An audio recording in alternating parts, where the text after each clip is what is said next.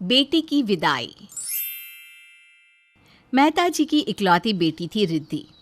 मेहता जी की पत्नी का नाम था मालती।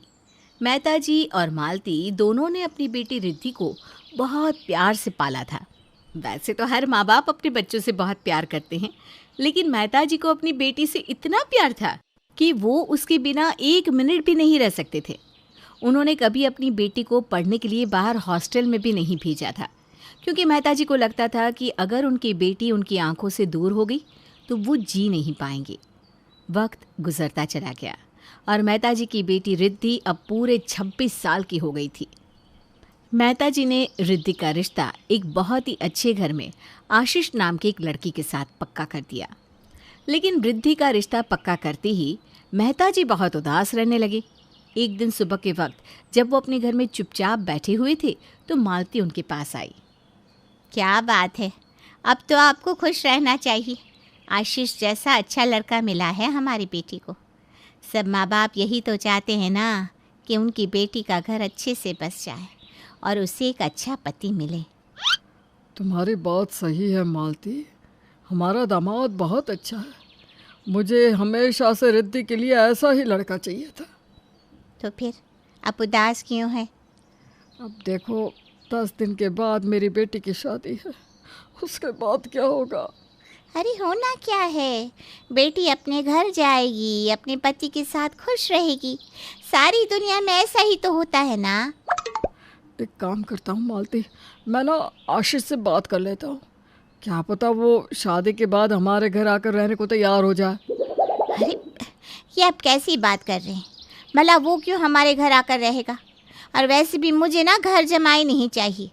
मैं अपनी बेटी को खुशी खुशी विदा करना चाहती हूँ। लेकिन मैं अपनी बेटी को खुद से दूर होते हुए नहीं देख सकता।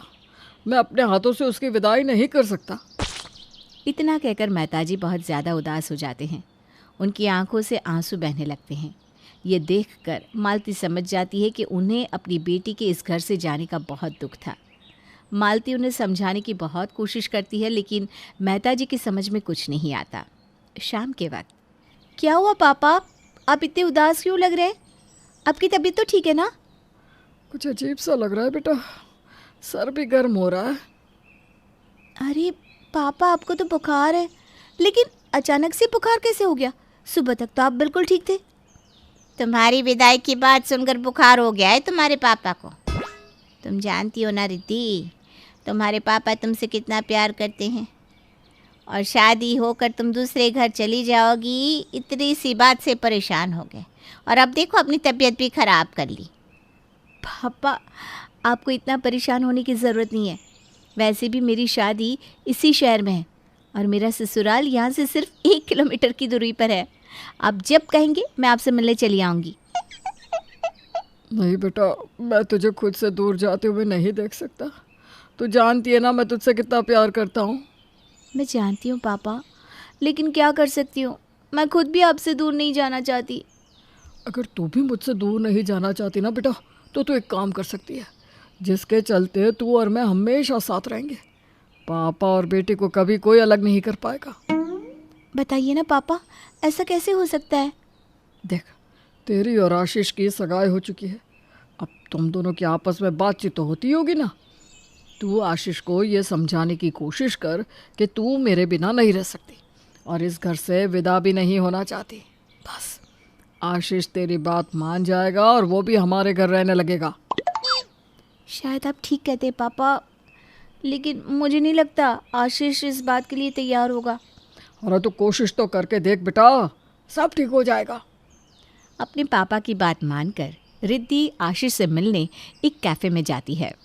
अरे वाह रिद्धि, आज तो तुम बहुत खूबसूरत लग रही हो। थैंक यू सो मच आशीष। अब हमारी शादी का टाइम बहुत नज़दीक आ गया है। मैं चाहता हूँ तुम जल्दी से मेरे घर आ जाओ और हम एक नई ज़िंदगी की शुरुआत करें। आशीष, मुझे ना इस बारे में ही तुमसे बात करनी थी। दरअसल बात यह है कि मेरे घर से विदा होने की बात सुनकर मेरे पापा बहुत परेशान हैं। उनकी तबीयत दिन पर दिन ख़राब होती जा रही है। मुझे नहीं लगता कि मैं पापा का घर छोड़कर तुम्हारे साथ तुम्हारे घर में रह पाऊंगी। इसका क्या मतलब है? शादी के बाद सारी लड़कियां अपने ससुराल में या अपने पति के पास ही तो रहती है। तुम्हारी बात सही है आशीष, लेकिन मैं अपने पापा को ऐसे बीमार और परेशान होता नहीं देख सकती। तो तुम क्या चाहती हो? मैं चाहती हूँ कि मेरी उस घर से विदाई ही ना हो। पापा को ऐसा ना फील हो कि मैं शादी होकर उनसे दूर जा रही हूँ। देखो रिद्धि, मैं तुम्हारी बात समझ सकता हूँ। मेरे पास एक तरीका है जिससे तुम्हारे पापा परेशान नहीं होंगे। ऐसा क्या तरीका है, बताओ तो। आशीष रिद्धि के कान में एक प्लान बताता है। रिद्धि उसकी बात सुनकर बहुत खुश हो जाती है। धीरे धीरे वक्त बीतता जाता है। रिद्धि की विदाई की बात सोच सोचकर मेहताजी बहुत परेशान होते हैं। रिद्धि की शादी भी हो जाती है। शादी के ठीक बाद जैसे ही विदाई का मुहूर्त होता है, मेहताजी एक कोने में बैठकर ज़ोर ज़ोर से रोने लगते हैं। तभी रिद्धि उनके सामने आकर खड़ी हो जाती है। लेकिन मेहताजी ने देखा कि रिद्धि ने दुल्हन के कपड़े नहीं पहने थे। वो तो बिल्कुल नॉर्मली जैसे तैयार होती थी वैसे ही तैयार होकर उनके सामने आई थी। अरे बेटा, तूने दुल्हन के कपड़े क्यों उतार दिए? और तूने तो कहा था तू दामाद जी से बात करेगी और यहीं पर रहेगी।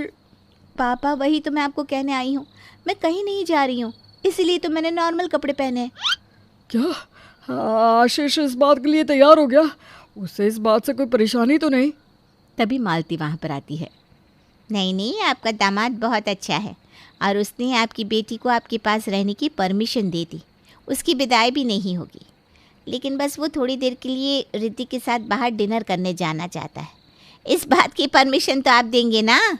अरे हाँ हाँ बिल्कुल। मैंने अपनी बेटी की शादी की है। वो अपने पति के साथ जहाँ मर्जी जा सकती है, बस वो इस घर में रहे। बिल्कुल बिल्कुल ऐसा ही होगा। अब आप ना अपनी तबीयत मत खराब करो। रिद्धि बेटा, तुम आशीष के साथ जाओ, अच्छे से खाना पीना खाकर घूम फिर कर वापस आ जाना। हाँ। मालती मेहताजी को दवाई देकर सोने के लिए कहती है। मेहताजी सो जाते हैं और उधर रिद्धि अपने ससुराल पहुंच जाती है। देखो रिद्धि, मैंने कहा था ना, अगर तुम्हारी विदाई वैसे होगी जैसे किसी दुल्हन की विदाई होती है तो तुम्हारे पापा को बुरा लगेगा। मेरा मतलब वो दुखी हो जाएंगे और उनकी तबीयत खराब हो जाएगी। लेकिन अब तो बड़ी आसानी से उन्होंने तुम्हें ससुराल आने दिया। तुम्हारी बात तो सही है आशीष, लेकिन आज तो मैं आ गई, आगे हम क्या करेंगे? पापा तो मुझे अपने ही घर में रखना चाहते हैं। तुम उसकी चिंता मत करो। तुम बस रोज़ सुबह तैयार होकर अपने घर से निकलना जैसे तुम ऑफिस जाती हो, और तुम्हारे पापा को ऐसा लगेगा कि तुम हमेशा की तरह ऑफिस जा रही हो। उनकी ज़िंदगी में कुछ भी नया नहीं होगा तो वो उस चीज़ को आसानी से अपना लेंगे। समझ गई। धीरे धीरे पापा को आदत पड़ जाएगी और कुछ ही महीनों के बाद उन्हें ये बात भी समझ में आ जाएगी कि मेरा घर में ना होना एक नॉर्मल सी बात है। बिल्कुल सही कह रही हो रिद्धि। देखो, अगर तुमने अचानक से अपने पापा का घर छोड़ा तो हो सकता है कि उनके दिमाग पर इसका बुरा असर पड़े, क्योंकि वो तुम्हें बहुत ज़्यादा प्यार करते हैं और तुम्हारे बिना रहने के बारे में सोच भी नहीं सकते।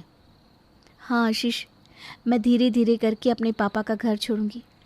मानती हूँ मेरी विदाई दूसरी बेटियों की विदाई से बिल्कुल अलग है, लेकिन अपने पापा की हेल्थ के लिए इतना तो मुझे करना ही होगा। एकदम ठीक कहा। इस तरह से तुम मेरे साथ भी रहोगी और अपने पापा के साथ भी। और जब उन्हें ये बात समझ में आ जाएगी कि शादी के बाद बेटी को अपने पति के घर रहना चाहिए, तब धीरे धीरे तुम उनके घर जाना कम कर देना। और हाँ, मायके से अपना सारा सामान पूरी तरह हटाने की बिल्कुल भी कोशिश मत करना। शायद तुम्हारे पापा को इस बात से तकलीफ हो। इस तरह आशीष की समझदारी के चलते रिद्धि की उस घर से विदाई तो हो गई थी, लेकिन बड़े ही अलग तरीके से। वक्त के साथ मेहताजी ने भी अपनी बेटी की शादी और उसकी विदाई को एक्सेप्ट कर लिया था और वो खुश रहने लगे थे।